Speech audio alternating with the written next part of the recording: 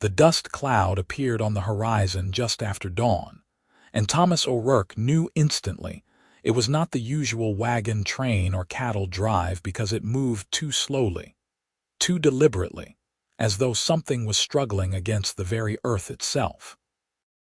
He stood on the porch of his modest veterinary clinic at the edge of Lincoln, Nebraska, watching the approaching figure with the keen eye of a man who had spent 32 years learning to read the language of animals and the people who cared for them. The August morning of 1882 already promised brutal heat, the kind that made sensible folk stay indoors until evening. Yet here came someone walking straight into the furnace of midday with what appeared to be an ox limping beside them. As the figure drew closer, Thomas could make out more details. A woman, young from the way she moved, dressed in a simple calico dress that had once been blue but now bore the stains of hard travel and honest work. Her dark hair was pulled back in a braid that hung down her back, and she walked with one hand resting on the neck of a large reddish-brown ox that favored its right front leg so badly it was nearly hopping. The animal should have stopped miles ago, should have refused to move, but the woman seemed to be coaxing it forward with nothing but her presence, and what Thomas imagined were soft words he could not yet hear.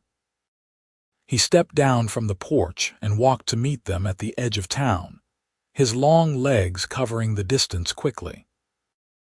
Up close, he could see the woman was younger than he had first thought, perhaps 23 or 24, with a face that would have been pretty if not for the exhaustion etched into every line. Her eyes, though, caught him off guard. They were the color of honey in sunlight, and they held a determination that made him think of stone mountains that refused to erode no matter how hard the wind blew. "Miss, that animal needs rest," Thomas said, keeping his voice gentle. "He should not be walking." "I know," she replied, and her voice was hoarse from thirst and dust. "But I could not leave him on the road, I could not abandon him." "How far have you come?" "From the homestead 12 miles west, started before sunrise." Thomas let out a low whistle. 12 miles with a lame ox was not a walk, it was an ordeal. "Let me help you get him settled. I am Thomas O'Rourke. I treat animals here in Lincoln." The relief that washed over her face was palpable, but she did not cry or collapse as some might have. Instead, she straightened her shoulders and nodded. "Prudence Owens. This is Chester. He belongs to my family, but they said he was not worth saving, said we should butcher him and be done with it. I could not let that happen." Thomas studied the ox more carefully now, walking around the massive animal to examine the injured leg. Chester was a fine specimen, probably 8 years old, well-muscled and clearly well cared for, despite his current condition. The right front leg was swollen from the knee down, hot to the touch, and when Thomas gently probed the area, Chester let out a low bellow of pain. "Infected wound," Thomas said. "Looks like he stepped on something sharp maybe a week ago." 9 days, Prudence confirmed. "A piece of broken plow blade in the field. My father pulled it out, but the wound went bad. They wanted to kill him yesterday. I left before they woke up this morning." Thomas met her eyes and saw the steel there, the absolute refusal to back down that he suspected had defined her whole life. "Well, Miss Owens, let us see what we can do for Chester. My clinic is just there. Can you get him that far?" "We have come 12 miles, Mr. O'Rourke. We can manage another 100 yards."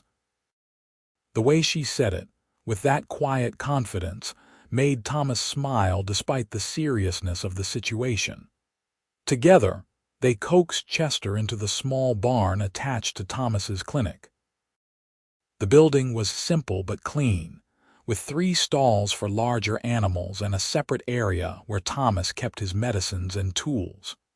He had built it himself 5 years ago when he had first come to Lincoln, fresh from his apprenticeship with a veterinarian in St. Louis, and ready to make his own way in the world. Once Chester was in a stall with fresh water and hay, Thomas turned his attention to examining the leg properly. Prudence stood close by, one hand resting on Chester's neck, whispering soft words to keep the ox calm. Thomas appreciated her presence. Animals always did better when someone they trusted was near. "The infection is bad," Thomas said as he cleaned the wound with carbolic acid solution. Chester shifted and bellowed, but Prudence's gentle words kept him from panicking. "But I have seen worse. The question is whether it has spread to the bone. If it has, there is not much I can do. And if it has not, then I can clean it out, drain the infection, and pack it with a poultice. Keep him still for a few weeks, make sure he eats and drinks, change the dressing twice a day." "He might pull through." "Might," Prudence repeated, and for the first time Thomas heard the waver in her voice. He looked up from his work to find her staring down at him, those honey-colored eyes now bright with unshed tears. "I will do everything I can," he said. "I promise you that." She nodded, blinking rapidly, and turned her attention back to Chester. Thomas returned to his examination, probing carefully around the wound, feeling for the telltale hardness that would indicate bone infection. The minutes stretched out, marked only by Chester's breathing and the distant sounds of Lincoln waking up for the day. Finally, Thomas sat back on his heels. "I think we caught it in time," he said. "The bone feels sound, but this is going to take work, Miss Owens, constant care. And even then, there are no guarantees." "I understand. The question is, where will you stay? Does your family know you are here?" For the first time, Prudence looked uncertain. "They will figure it out when they wake up and find both Chester and me gone. My father will be angry. My mother will worry. My brothers will probably be relieved they do not have to deal with either of us anymore." Thomas heard the hurt beneath the matter-of-fact words and felt something stir in his chest. He had been alone in Lincoln for 5 years, focused entirely on building his practice and his reputation. But suddenly, he was very aware of how young and vulnerable this woman was, standing in his barn with nothing but her determination and a dying ox. "You can stay here," he heard himself say. "I have a room in the back of the clinic that I use for overnight cases. It is not much, but it has a cot and a stove. You can watch over Chester, help me with the treatments. In exchange, I will provide room and board." Prudence stared at him, and Thomas could see her weighing the offer, trying to determine if there was a catch. He knew what it looked like: a strange man offering shelter to a young woman with no protection, but he also knew his own character and hoped she could see it in his face. "I will not take advantage," he said quietly. "You have my word as a gentleman and as a Christian. I just want to help Chester, and I think he needs you nearby to heal properly." After a long moment, Prudence nodded. "Thank you, Mr. O'Rourke. I accept your offer. And I will work hard to earn my keep." "I do not doubt that for a second, Miss Owens." They spent the rest of the morning working on Chester. Thomas lanced the infected wound, draining the pus and cleaning deep into the tissue, until he was satisfied that he had removed all the contaminated material. He packed the wound with a poultice made from honey, yarrow, and comfrey, then wrapped it carefully in clean bandages. Throughout the process, Prudence assisted him with steady hands, never flinching even when the work was at its most unpleasant. By the time they finished, the sun was high overhead and both of them were exhausted. Thomas showed Prudence to the back room, which was indeed small but clean, with a narrow cot, a wood stove, and a washstand. She looked around with an expression that suggested it was finer than any place she had ever lived. "There is a well out back for washing," Thomas said. "And I usually cook my meals in the main house, which is just through that door. You are welcome to join me. I do not want to impose more than I already have. Miss Owens, You saved an animal's life today by refusing to give up on him. That is not imposing. That is something to be admired. Now please, let me make you some lunch. You must be starving. She was. He could see it in the way her eyes lingered on the mention of food, and after a moment's hesitation, she nodded. Thomas led her through the connecting door to his own living quarters, a simple two-room house with a kitchen and a bedroom. It was sparse but comfortable, filled with books on veterinary medicine and animal husbandry that he had collected over the years. He made sandwiches from bread and cold roast beef, and they ate in companionable silence at his small kitchen table.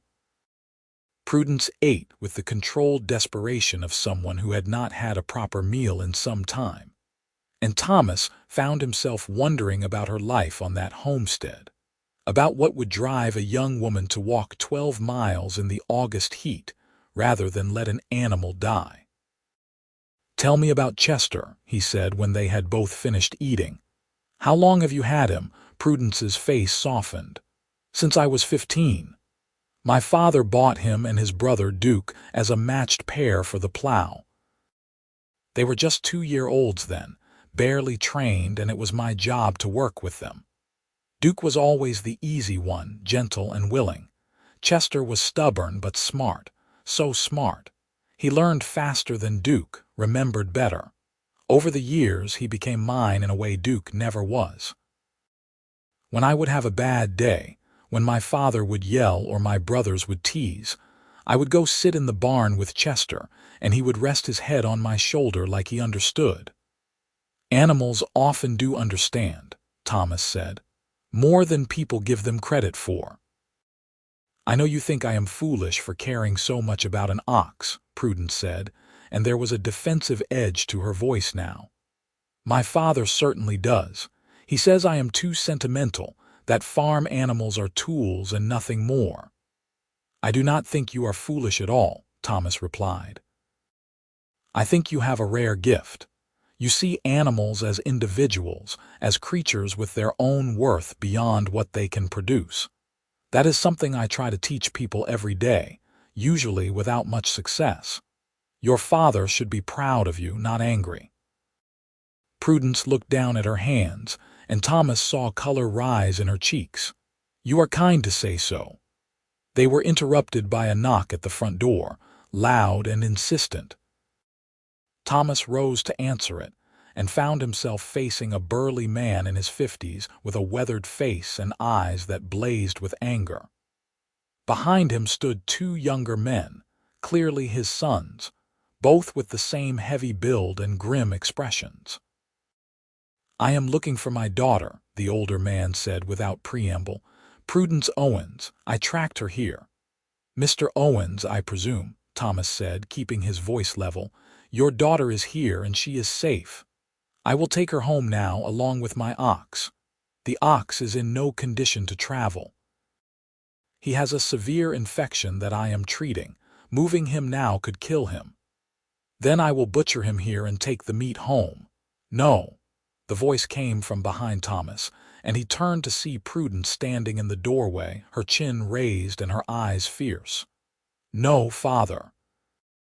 Chester is staying here until he is healed, and so am I." Her father's face turned an alarming shade of red. "You will do as you are told, girl. You have caused enough trouble." "I am 23 years old," Prudence said, and her voice was steady despite the trembling Thomas could see in her hands. "I am grown. I can make my own choices, and I choose to stay here and care for Chester. You are unmarried and living under my roof. You will come home now." "Actually, Mr. Owens, your daughter is employed by me now," Thomas interjected, surprised by his own boldness. "She is assisting with Chester's care in exchange for room and board. It is a perfectly respectable arrangement." Prudence's father turned his glare on Thomas. "I do not know what you think you are doing, O'Rourke, but I know your type. You see a vulnerable girl and you think you can take advantage." The accusation stung, but Thomas kept his temper. "I assure you, sir, My intentions are entirely honorable. Your daughter walked 12 miles in the heat to save an animal she loves.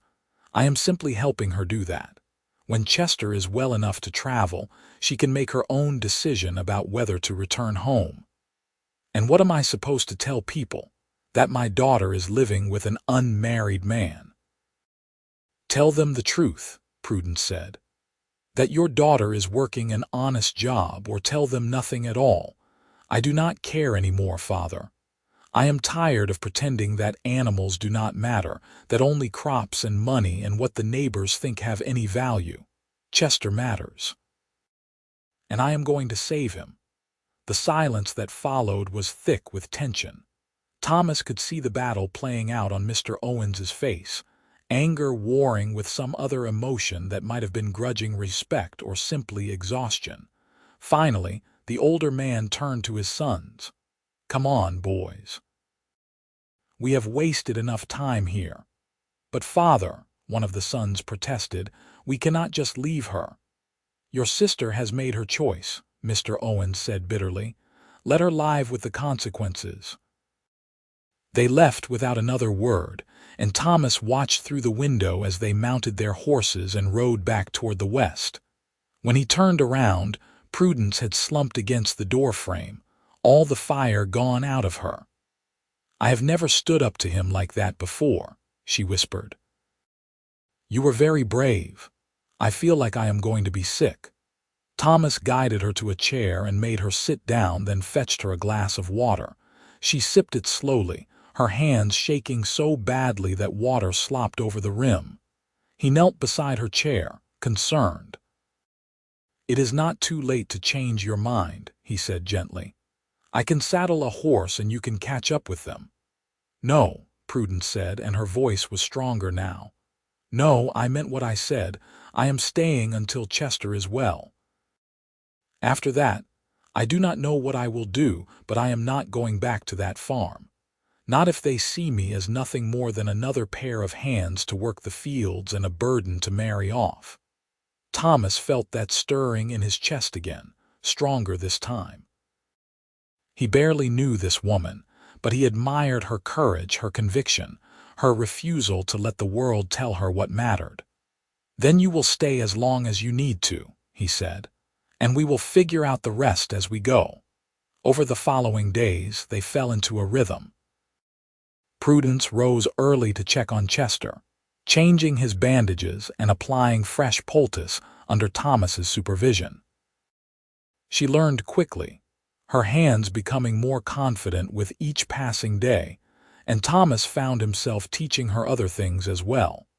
How to mix medications, how to read an animal's temperature and pulse, how to spot the early signs of illness or distress. In between treatments, Prudence helped around the clinic, cleaning stalls and organizing supplies with the same fierce dedication she brought to everything else. Thomas found himself looking forward to their conversations, which ranged from horses to history, to the books she had read during long winter evenings on the farm. She was intelligent and curious, asking questions that made him think, offering observations that showed a mind starved for intellectual stimulation. Chester began to improve. The swelling in his leg went down, the wound started to close, and his appetite returned with a vengeance. Prudence's joy at each small sign of progress was infectious, and Thomas caught himself smiling more than he had in years. The people of Lincoln took notice, of course. In a town of barely 300 souls, a young woman living with the bachelor veterinarian was bound to cause talk. Thomas heard the whispers when he went to the general store or stopped by the saloon for a beer after a long day. Some of it was merely curious, but some carried an edge of disapproval that made his jaw tighten. Prudence seemed unaware of the gossip, or perhaps she simply did not care. She was focused entirely on Chester, and on learning everything Thomas could teach her about animal care.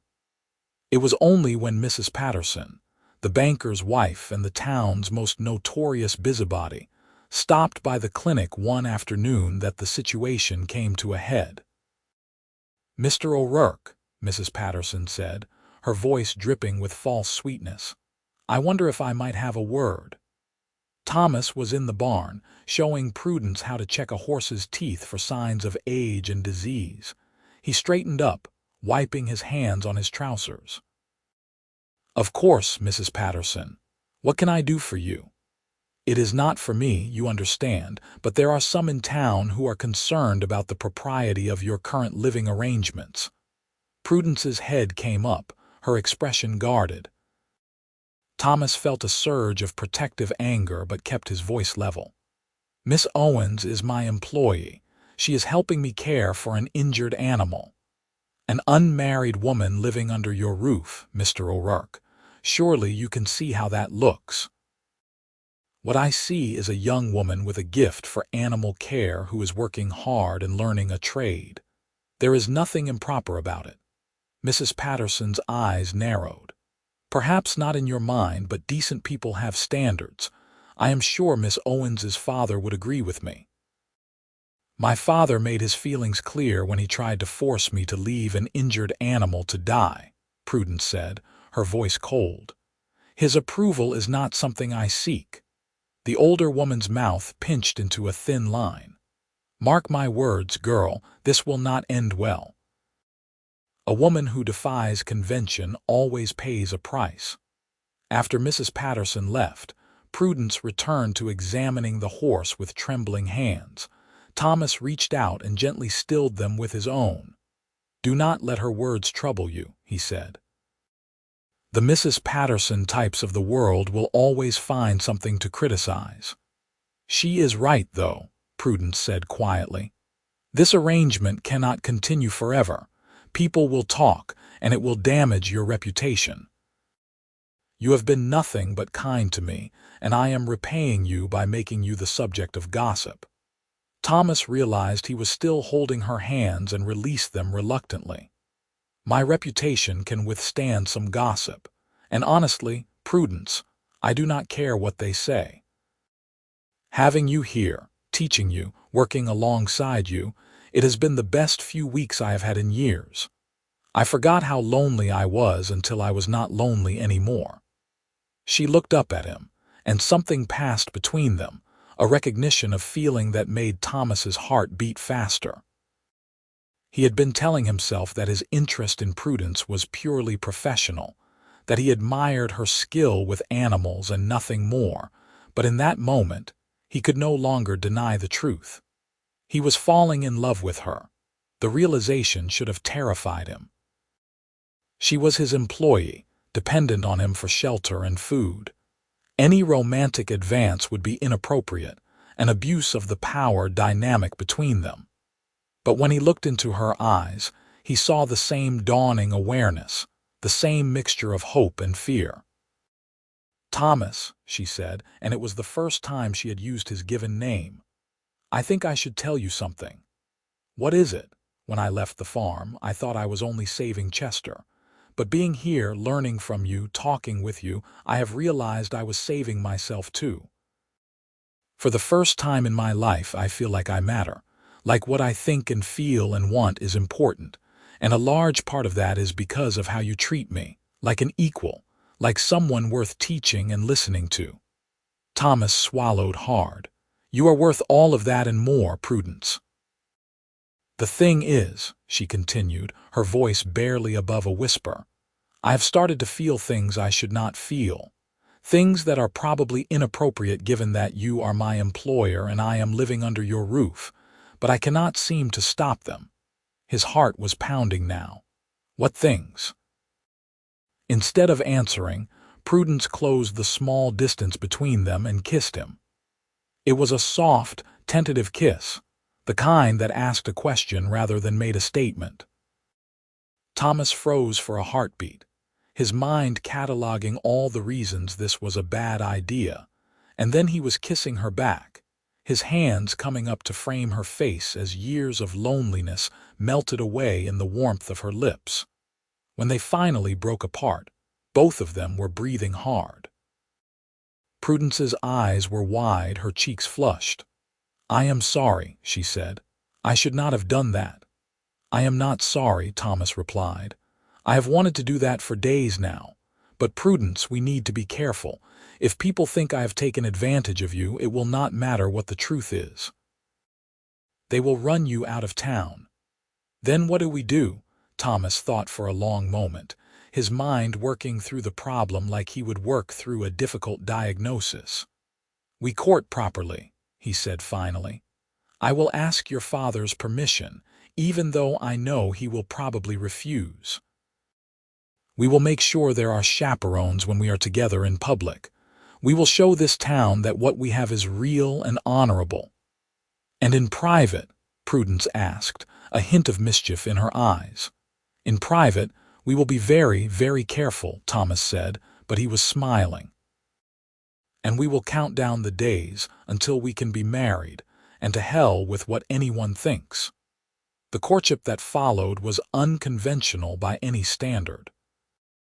Thomas continued to teach Prudence about animal care, but now their lessons were punctuated by stolen moments, brief kisses when no one was looking, hands clasping under the table during meals. He bought her small gifts when he could afford them: a book on animal husbandry, a blue ribbon for her hair, a cameo brooch that had belonged to his mother. Chester continued to heal, his leg growing stronger each day until he could walk without limping.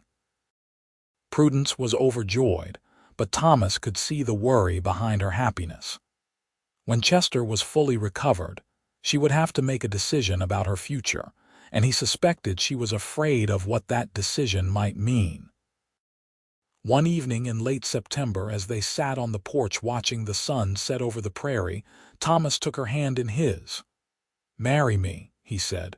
Prudence turned to stare at him, her eyes wide. "What? Marry me?" he repeated. "I know it has only been a few weeks, and I know this is probably too fast, but Prudence, I love you. I love your strength and your compassion and the way you see the world. I love that you walked 12 miles in the heat to save an animal everyone else had given up on. I love that you are not afraid to stand up to your father or Mrs. Patterson or anyone else who tries to tell you what you should be. And I want to spend the rest of my life with you if you will have me." Tears were streaming down Prudence's face now, but she was smiling. "Yes," she said. "Yes, Thomas, I will marry you. I love you too. I think I have loved you since the moment you promised to do everything you could to save Chester. You saw what mattered to me, and instead of dismissing it, you honored it. How could I not love you?" They were married 3 weeks later in a small ceremony at the Lutheran church. Prudence wore a simple white dress that the seamstress had made for her, and Thomas wore his best suit, which was slightly too tight in the shoulders but would have to do. Mr. Owens did not attend, but Prudence's mother came, a small, quiet woman who hugged her daughter tight and whispered that she was proud of her.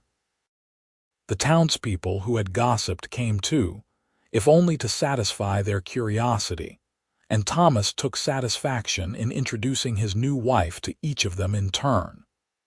Mrs. Patterson sniffed disapprovingly but wished them well, and Thomas counted that as a victory. After the ceremony, they had a simple reception at the clinic, with cake and coffee and fiddle music provided by one of the local farmers. Chester, now fully recovered, stood in his stall munching hay, oblivious to the fact that he had been the catalyst for everything that followed. That night, Thomas carried Prudence over the threshold of what was now their home. They had rearranged the space to accommodate both of them, moving Thomas's bedroom to the back room and turning the front room into a proper parlor. It was still modest, but it was theirs, and that made it perfect. As they lay together later, Prudence's head on Thomas's chest, she said softly, "Do you think we moved too fast?" "Probably," Thomas admitted. "But I do not care. I have never been more certain of anything in my life." "Good, because neither have I." The years that followed were not always easy, but they were good. Prudence became Thomas's full partner in the veterinary practice, learning everything he could teach her, and then pushing him to learn more himself. Together, they built a reputation that extended far beyond Lincoln, farmers and ranchers coming from miles around to seek treatment for their animals, because they knew the O'Rourkes would give each creature the same care and attention, regardless of its monetary value. They faced challenges, of course. There were droughts that killed crops and made it hard for farmers to pay their bills. There were harsh winters when Thomas had to ride out into blizzards to tend to sick animals, Prudence staying up all night to keep the home fires burning until he returned. There were people who still thought a woman had no business doing veterinary work, who would rather let their animals suffer than accept treatment from Prudence's capable hands. But there were triumphs, too. The first time Prudence successfully delivered a breech calf on her own, saving both mother and baby. The expansion of the clinic to include 4 more stalls and a proper surgery room. The day a farmer came all the way from Iowa because he had heard about the woman who had walked 12 miles to save an ox and figured anyone that dedicated deserved his business. Chester lived another 8 years, spending his retirement in a pasture behind the clinic where he could graze in peace. When he finally died of old age, Prudence wept like she had lost a member of the family, and Thomas held her and understood. Chester had been more than an ox. He had been the catalyst for everything they had built together. 3 years into their marriage, Prudence gave birth to their first child, a healthy baby boy they named Samuel. He came into the world wailing with impressive lung power, and Thomas fell in love all over again watching Prudence cradle their son in her arms. 2 years later, they had a daughter, Emma, who had her mother's honey-colored eyes and her father's stubborn determination. The children grew up surrounded by animals, learning to walk by holding onto the legs of patient horses, learning to read from Thomas's veterinary textbooks. Samuel showed an early interest in medicine, following his father around the clinic and asking endless questions. Emma was more like her mother, quiet and observant, with a gift for calming even the most fractious animals. As the years passed, Thomas and Prudence grew old together, their hair turning gray, their hands becoming gnarled from decades of hard work. But their love never diminished. If anything, it deepened, becoming something richer and more complex than the passionate romance of their early days. On their 25th wedding anniversary, they sat on the porch of their expanded home, watching their grandchildren play in the yard. Samuel had become a doctor, treating people with the same care his parents had shown animals. Emma had married a rancher and had 4 children of her own, including a daughter who showed every sign of following in her grandmother's footsteps. "You ever regret it?" Thomas asked, taking Prudence's hand in his. "Walking away from your family, defying convention, all of it?" Prudence smiled, the same smile that had captivated him all those years ago. "Not for a single moment. You gave me a life where I could be myself, where my love for animals mattered, where I mattered. How could I ever regret that? I think I am the one who should be thanking you," Thomas said. "You walked into my life leading a lame ox and refusing to give up, and you taught me what real courage looks like. Everything good in my life came from that day." "Then we are even," Prudence said, leaning her head on his shoulder. "We saved each other." They sat like that as the sun set over the Nebraska prairie, the same prairie where Prudence had walked all those years ago with nothing but determination and a dying ox. The clinic they had built still stood, now run by a young couple Thomas had trained himself. The pasture where Chester had spent his final years was home to other retired animals now, creatures that had earned their rest. Inside the house, they could hear the sounds of family, laughter and conversation, and the inevitable squabbling of children. It was a full life, a rich life, built on a foundation of mutual respect and deep love. And it had all started because a young woman had refused to abandon an animal in need, and a cowboy had seen the extraordinary value in both the woman and her ox. Years continued to pass in Lincoln, and the O'Rourke name became synonymous with compassion and excellence in animal care. Thomas was now in his 60s, his back a bit stiffer than it used to be, but his mind was still sharp and his dedication unwavering. Prudence, at 55, remained his equal partner, her knowledge and instincts sometimes surpassing even his own. They had trained dozens of apprentices over the years, passing on not just techniques but a philosophy that every animal deserved care, regardless of its economic value. The clinic had become a landmark in Lincoln, which itself had grown from a small prairie town into a thriving community. The railroad had come through in the 1890s, bringing new prosperity and new challenges. But through all the changes, the O'Rourke Clinic remained constant, a place where farmers and ranchers knew their animals would be treated with skill and kindness. One crisp October morning in 1907, a young woman appeared at the clinic leading a limping horse.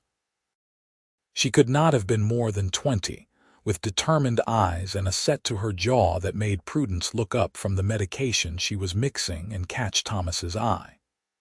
He smiled, recognizing the same spirit that had driven a young woman to walk 12 miles with a lame ox 25 years earlier. "Can I help you?" Prudence asked, coming out to meet the girl. "My name is Caroline," the young woman said. "This is Starlight. She threw a shoe 2 days ago and stepped on something sharp. My father says she is ruined, that we should just put her down and buy a new horse, but I cannot do that. She has been mine since I was 12, and I will not give up on her." Prudence and Thomas exchanged a glance, and in it was the recognition of history repeating itself in the most beautiful way.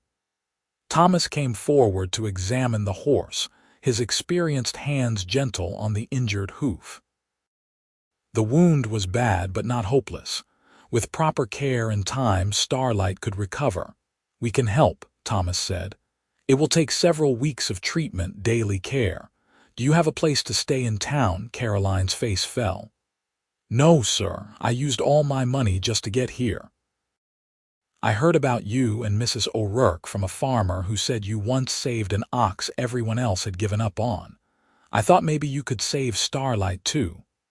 Prudence stepped forward, and when she spoke, her voice was warm with understanding. "You can stay here. We have a room for cases that need overnight observation. In exchange for helping us care for Starlight and assisting around the clinic, we will provide room and board. Does that sound acceptable?" Relief flooded Caroline's face. "Yes, madam. Thank you. I promise I will work hard." "I do not doubt that for a moment," Prudence said, and her eyes met Thomas's again, both of them remembering another desperate young woman and the beginning of everything they had built together. Caroline proved to be as dedicated as Prudence had been all those years ago. She absorbed every lesson Thomas and Prudence taught her, her hands growing confident and skilled.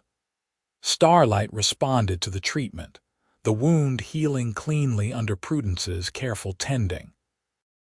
And as the weeks passed, Caroline began to talk about her dreams, about wanting to work with animals professionally, about the frustration of living in a world that told her such ambitions were inappropriate for a woman.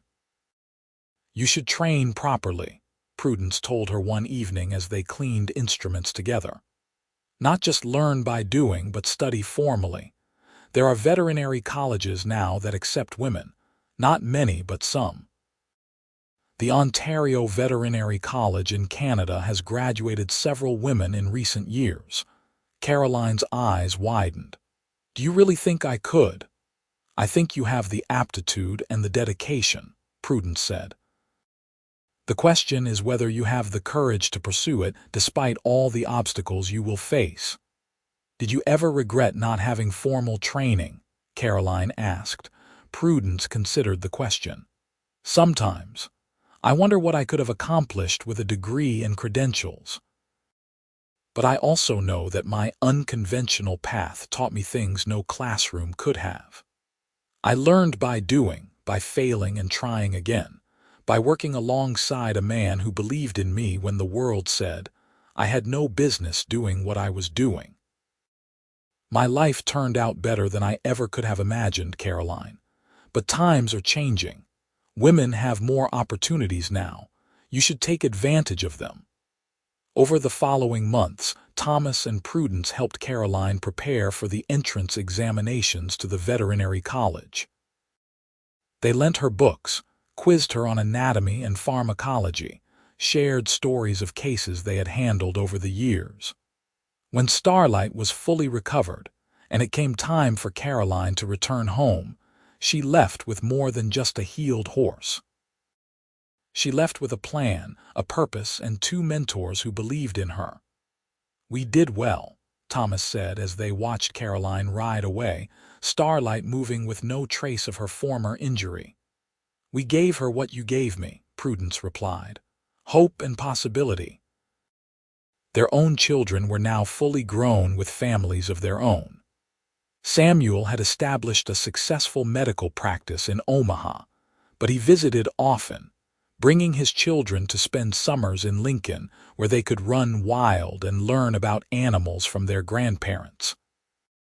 Emma and her family had settled on a ranch 50 miles west, and Prudence and Thomas made the trip several times a year to visit and help with difficult animal cases. But the greatest joy came from the letters they received. Caroline wrote regularly from veterinary college, sharing her triumphs and frustrations. Other former apprentices wrote too, veterinarians now scattered across Nebraska and beyond, all of them crediting the O'Rourkes with teaching them not just technique, but compassion. One letter in particular stood out, arriving in the summer of 1910. It was from a veterinarian in Wyoming who had trained with them a decade earlier.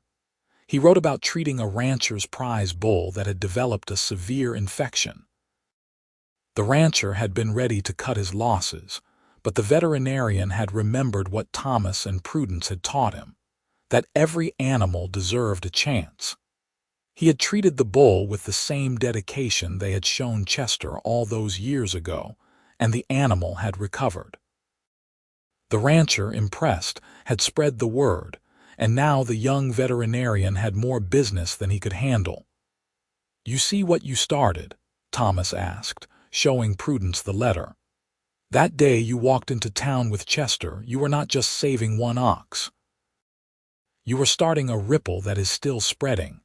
Prudence took the letter, reading it with tears in her eyes.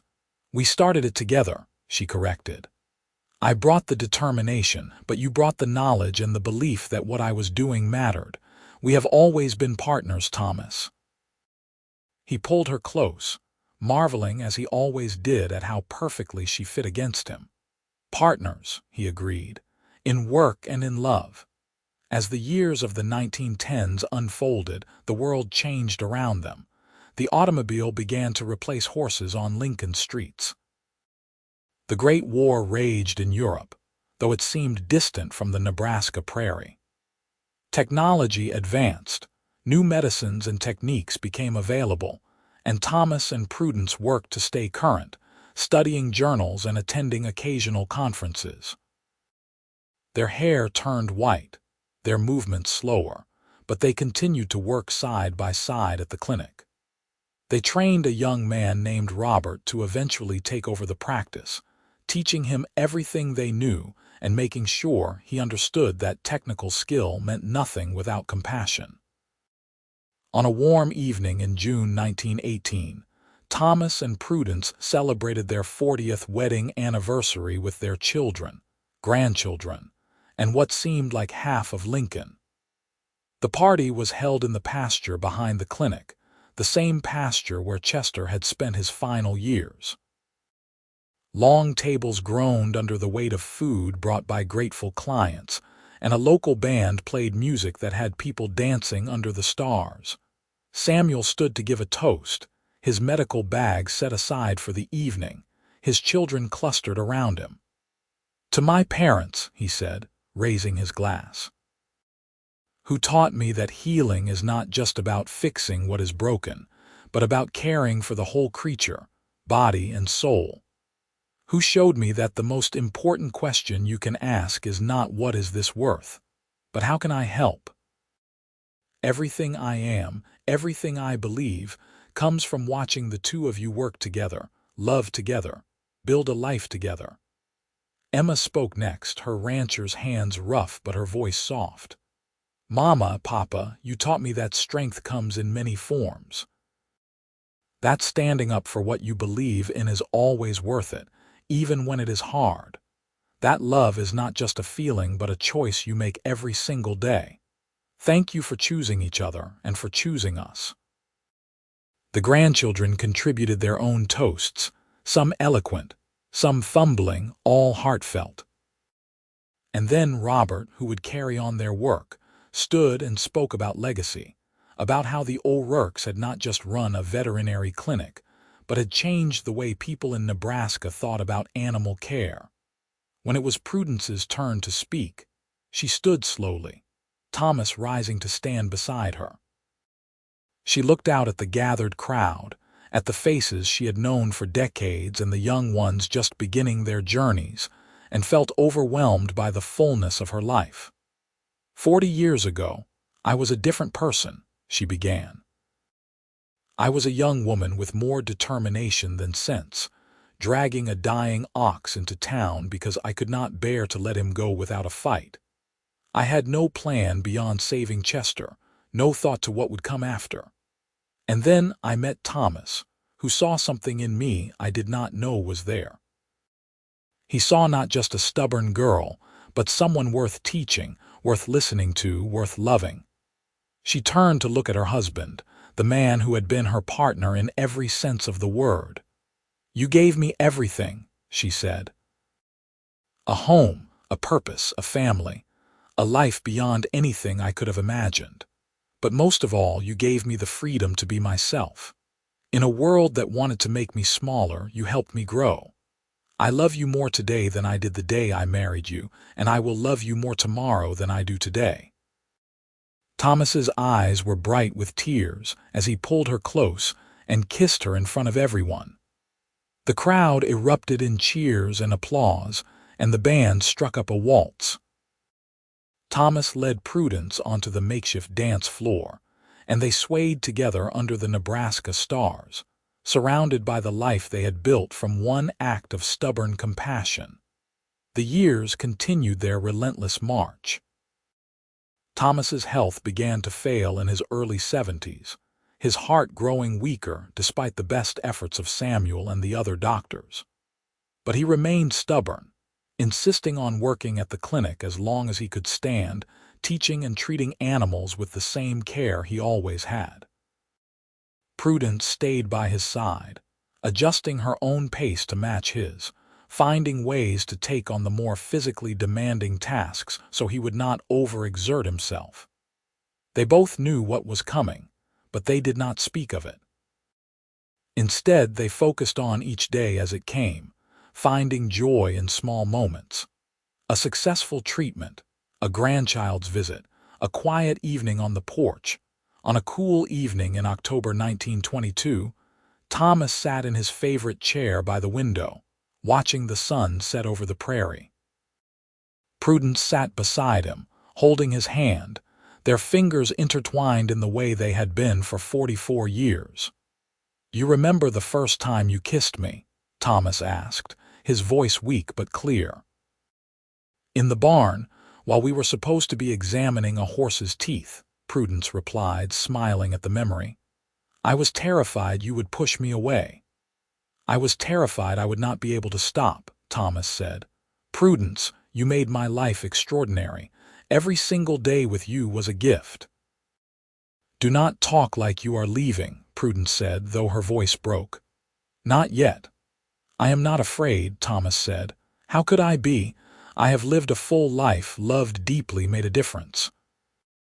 Because of you, because you walked into my life with that lame ox and showed me what courage really looks like. Promise me something. Anything. Keep working. Keep teaching. Keep spreading the message that every creature deserves compassion. Do not stop just because I am gone. I promise, Prudence whispered, but you have to promise me something too. What is that? That you will wait for me, that when my time comes you will be there.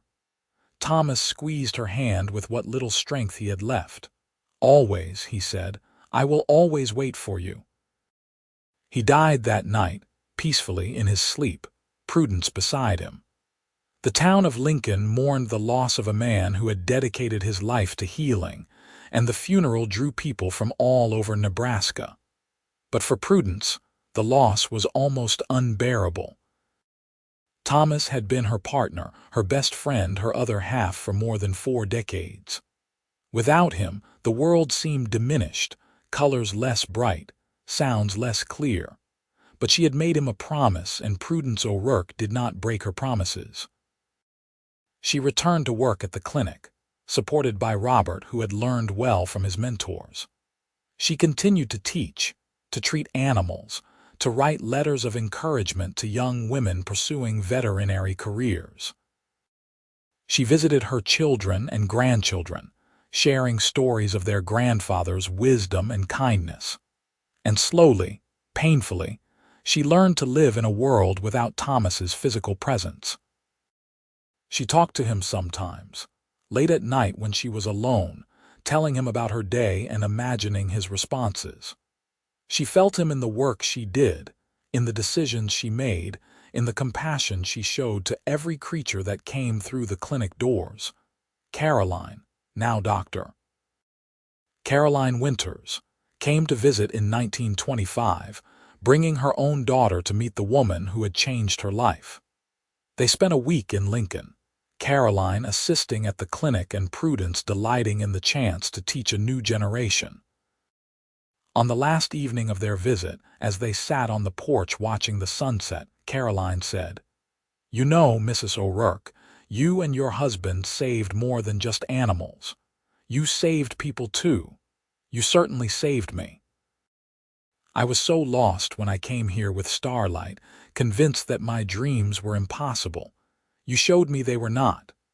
Thomas and I simply saw in you what was already there," Prudence replied. "The same way Thomas saw it in me all those years ago. Do you miss him terribly?" "Every single day," Prudence admitted. "But I also carry him with me in everything I do. His voice is in my head when I am making difficult decisions.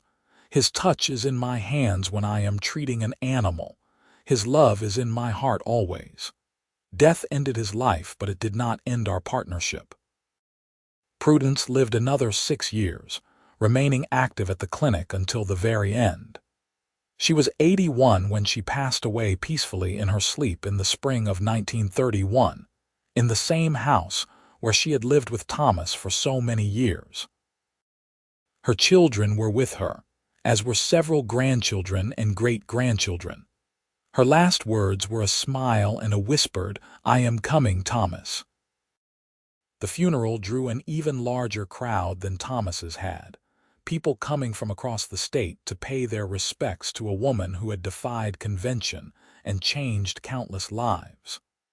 Dr. Caroline Winters gave a eulogy, speaking of Prudence's courage and compassion. Robert, now running the clinic with his own apprentices, spoke of her wisdom and dedication. Samuel and Emma shared memories of a mother who had taught them to be brave, to be kind, to stand up for what they believed in. But perhaps the most fitting tribute came from a young woman no one in Lincoln knew. She stood at the back of the church, too shy to come forward but determined to be present. After the service, she approached Emma and introduced herself.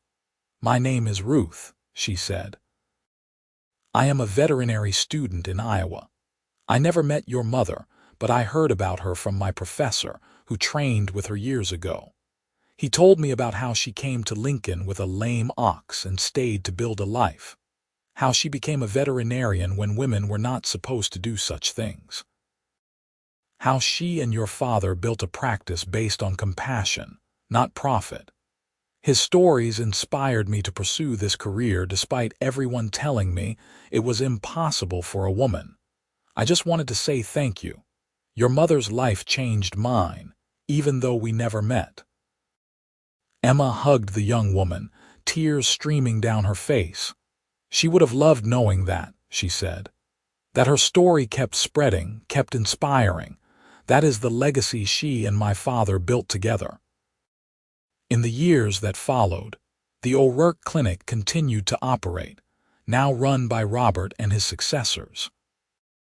The building itself became a historical landmark, a plaque outside telling the story of how it had been founded in 1882 by a cowboy veterinarian and a young woman who had walked 12 miles to save a lame ox. The story became legend in Lincoln, told and retold, inspiring generation after generation. The pasture behind the clinic, where Chester had spent his final years, where Thomas and Prudence had celebrated their 40th anniversary, became a small memorial park. Trees were planted in their honor, and a bench was installed with a plaque that read, Thomas and Prudence O'Rourke. They taught us that every creature deserves compassion. Samuel went on to establish a teaching hospital in Omaha, incorporating the principles his parents had lived by into medical education. Emma's ranch became known for its humane treatment of animals, setting standards that other ranchers began to follow. Their children and grandchildren spread across the country, carrying with them the lessons learned from two people who had built an extraordinary life from a single act of stubborn love. And on summer evenings, when the sun set over the Nebraska prairie in shades of gold and crimson, people walking past the old clinic swore they could sometimes see two figures sitting on the porch, hand in hand, watching the day fade into night. Whether it was a trick of the light or something more, no one could say. But the image brought comfort, a reminder that love like theirs did not end with death. It simply transformed, becoming something eternal, woven into the very fabric of the place they had called home. The story of how Prudence O'Rourke led a lame ox into Lincoln in the summer of 1882, and how cowboy veterinarian Thomas O'Rourke treated it and kept them both, became more than just local history. It became a parable about courage, about refusing to give up on what matters, about the power of compassion to transform lives. It was taught in schools, written about in regional histories, and referenced in sermons about perseverance and faith. But for those who had known them, for the children and grandchildren who carried their blood, for the students who had learned from them and the animals they had saved, Thomas and Prudence were not legends. They were real people who had loved deeply, worked hard, and built something beautiful from the simplest of beginnings. A young woman's refusal to abandon an animal in need, and a man's willingness to help her save it. Their story was proof that one moment of compassion could ripple outward across years and generations, changing the world in ways both seen and unseen. It was proof that love built on mutual respect and shared purpose could weather any storm. And it was proof that the most extraordinary lives often begin with the most ordinary acts of kindness in the end. Thomas and Prudence O'Rourke left behind more than a clinic or a family or a legacy of animal care. They left behind a story that would be told as long as there were people who believed in the power of love, the importance of compassion, and the simple truth that every life, whether human or animal, has value worth fighting for. And somewhere beyond the prairie sunset, in whatever place souls go when their work on earth is done, Thomas and Prudence walked hand in hand, still partners, still in love, still marveling at the extraordinary life that had grown from one young woman's determination, and one cowboy's kindness on a hot August morning when she led a lame ox into town, refusing to leave it, and he treated it and kept them both. The years marched into the middle of the 20th century, and Lincoln evolved from a prairie town into a modern city. The dirt streets where Prudence had once led Chester became paved roads with automobiles rushing past. The general store where Thomas had once bought supplies became a shopping district. But through all the changes, the O'Rourke Veterinary Clinic remained, a constant in a changing world. By the 1950s, the clinic was being run by Robert's daughter, Dr. Margaret Collins, who had grown up hearing stories about the legendary couple who had founded it. She maintained their philosophy, treating every animal with the same care and dedication that Thomas and Prudence had shown. The clinic had modernized with new equipment and techniques, but the heart of it remained the same. Margaret made sure that new apprentices learned not just veterinary medicine, but the story of how the clinic began. She would take them to the memorial park behind the building and tell them about Chester, about Prudence's 12-mile walk, about Thomas's gentle hands and kind heart, about a love story that had changed the landscape of animal care in Nebraska. One of those apprentices was a young man named David, who had come from California specifically because he had read about the O'Rourke Clinic in a veterinary journal. The article had mentioned it as one of the oldest continuously operating veterinary practices in the Midwest, founded on principles of compassion that were ahead of their time. Why did she do it? David asked Margaret one day as they were treating a dog with a broken leg. Why walk 12 miles with a lame ox when anyone sensible would have given up? Margaret smiled, the same question having been asked by countless others over the decades. Because she loved him, she said simply. Because Chester mattered to her, and she could not stand the thought of letting him die without at least trying to save him.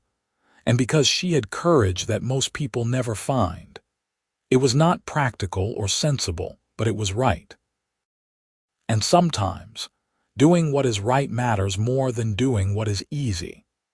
The clinic became a destination for veterinary students from across the country who wanted to connect with that history, to stand where Prudence had stood, to learn in the place where she had learned.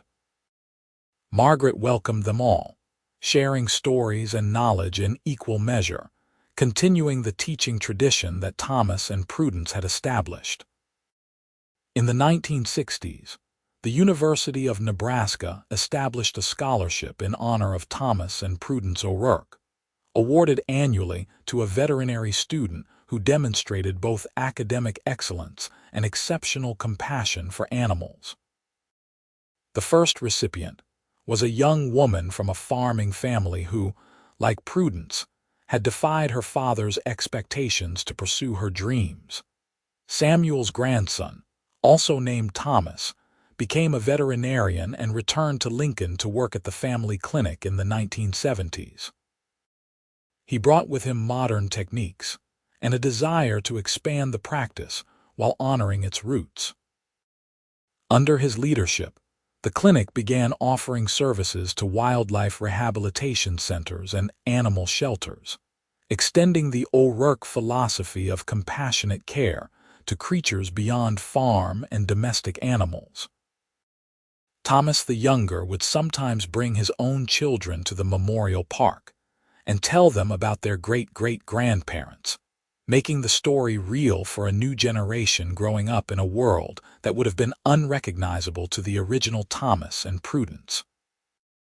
He showed them pictures from the family albums, Prudence in her later years, her face lined but her eyes still fierce, Thomas with his gentle smile and capable hands, the two of them together on their porch, always touching, always connected. They really loved each other. His youngest daughter asked one day. More than anything, Thomas confirmed. Their love was the foundation everything else was built on. The clinic, our family, the changes they made in how people treat animals, all of it came from the love they shared. As the 20th century drew to a close, the city of Lincoln officially designated the O'Rourke Veterinary Clinic as a historical site. A ceremony was held with descendants of both Thomas and Prudence present, some traveling from as far as Europe and Australia, where family members had settled over the generations. The mayor gave a speech about legacy and the importance of remembering the people who had shaped the community. But the moment that touched everyone most deeply came when a very elderly woman in a wheelchair was brought forward. She introduced herself as Caroline Winters, the same Caroline who had come to the clinic with a lame horse in 1907. She was now 95 years old, her veterinary career long behind her, but her memories of Prudence sharp and clear. "She saved my life," Caroline said, her voice trembling but strong. "Not literally, perhaps, but in every way that mattered. I was lost and desperate when I came here with Starlight, convinced my dreams were impossible. Prudence showed me they were not. She taught me, encouraged me, believed in me when no one else did. Everything I accomplished in my career, every animal I helped, every student I trained, it all traces back to the kindness she showed me on that day. The world is better because Prudence O'Rourke refused to give up on a lame ox, because Thomas O'Rourke treated it, and because together they built something that outlasted them both." The ceremony ended with the unveiling of a bronze statue in the memorial park. It depicted a young woman leading an ox, her face set with determination, her hand gentle on the animal's neck. The sculptor had captured Prudence perfectly, that combination of strength and tenderness that had defined her whole life. Beside the statue was a plaque with both their names and the dates of their lives, along with a quote from one of Prudence's letters that had been preserved in the Nebraska Historical Society. "Love is not just what we feel, but what we do. It is the choice to care for another creature, to fight for them, to refuse to give up even when giving up would be easier. That is what Thomas taught me, and that is what I try to teach others." As the 21st century began, the O'Rourke Clinic entered its second 100 years of operation. Now run by a board of directors that included several O'Rourke descendants, it had expanded to multiple locations across Nebraska, while maintaining its original building as the flagship. The practice employed dozens of veterinarians, many of whom had specifically sought out positions there because of the clinic's reputation and history. The original examination room where Thomas had first treated Chester had been preserved as a museum of sorts, with period equipment and photographs showing what veterinary medicine had been like in the 1880s. School groups toured it regularly, learning about the evolution of animal care and the remarkable couple who had started it all. But perhaps the most fitting tribute to Thomas and Prudence's legacy was not any building or statue or scholarship. It was the countless animals that continued to receive compassionate care, the veterinarians who chose their profession because they heard the O'Rourke story and were inspired, the people who learned that loving and standing up for what you believe in can change the world. In 2025, the clinic celebrated its 143rd anniversary with a massive celebration that drew O'Rourke descendants from around the globe. There were hundreds of them now, scattered across continents, working in every profession imaginable. But they all carried within them the legacy of two people who had loved deeply and lived their values every single day. The eldest descendant present was Thomas and Prudence's great-great-great-granddaughter, Dr. Prudence O'Rourke Chen, a wildlife veterinarian working in Africa. At 82, she was the same age Prudence had been when she died, and she bore a striking resemblance to her namesake. She stood before the assembled crowd and spoke about legacy, about how the choices we make ripple forward through time in ways we cannot imagine. My great-great-great-grandmother walked 12 miles with a dying ox because she refused to give up on something she loved, Prudence Chen said. That single act of stubborn compassion created ripples that are still spreading. I am standing here because she made that choice. I work with endangered species in Africa because she showed me, through her example passed down through generations, that every creature matters. We are all part of her story, all branches of a tree that grew from one small seed planted on a hot August day in 1882. That night, after the celebrations had ended and the crowds had dispersed, a small group gathered at the memorial park. They were the closest descendants, the ones who carried the O'Rourke name or had grown up steeped in the family history. They sat on benches around the bronze statue as the sun set over Lincoln, sharing memories and stories. Someone pointed out that if you looked at the statue from a certain angle, especially in the fading light, you could almost see two figures instead of one. A woman with an ox, yes, but also a man standing beside her, his hand reaching out as if to offer help. It was probably just a trick of the shadows, but everyone agreed it was fitting. Thomas and Prudence had been partners in everything. Of course, they would remain together even in bronze. As darkness fell and stars began to appear in the Nebraska sky, the descendants drifted away one by one until only Prudence Chen remained. She sat alone, looking at the statue of her ancestor, thinking about the courage it must have taken to defy her family, to walk those 12 miles, to build a life so far outside the expectations of her time. "Thank you," Prudence Chen whispered to the statue, to the memory, to the legacy that had shaped her entire life. "Thank you for being brave. Thank you for refusing to give up. Thank you for showing all of us what love really looks like." The wind rustled through the trees Thomas and Prudence had planted so many years ago, and for just a moment, Prudence Chen could have sworn she heard laughter, the kind of deep, joyful laughter that comes from two people completely at ease with each other. She smiled, knowing it was probably just her imagination, but also knowing that some things transcend logic and reason. Thomas and Prudence O'Rourke had been dead for nearly a century, but their love story lived on. It lived in the clinic that still bore their name, in the descendants scattered across the world, in the countless animals that received compassionate care because they had set that standard. It lived in every veterinarian who chose kindness over expediency, in every person who refused to give up on a creature others had deemed worthless. And on quiet evenings in Lincoln, Nebraska, when the light was just right and the wind blew soft across the prairie, their presence could still be felt, not as ghosts or spirits, but as something more fundamental. As proof that love, real love built on respect and shared purpose and daily choice, never truly ends. It transforms, spreads, touches lives in ways both seen and unseen.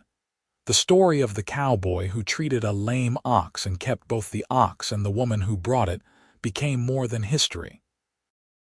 It became inspiration, became hope, became a reminder that ordinary people making extraordinary choices can change the world. And that the greatest legacy anyone can leave is not wealth or fame but love, freely given and generously shared with every creature lucky enough to cross their path. Thomas and Prudence O'Rourke had built their extraordinary life from the simplest beginning imaginable. One act of compassion on a dusty August morning. And that life, that love, that legacy continued to ripple outward, touching new lives with each passing generation, proving that the best stories never really end.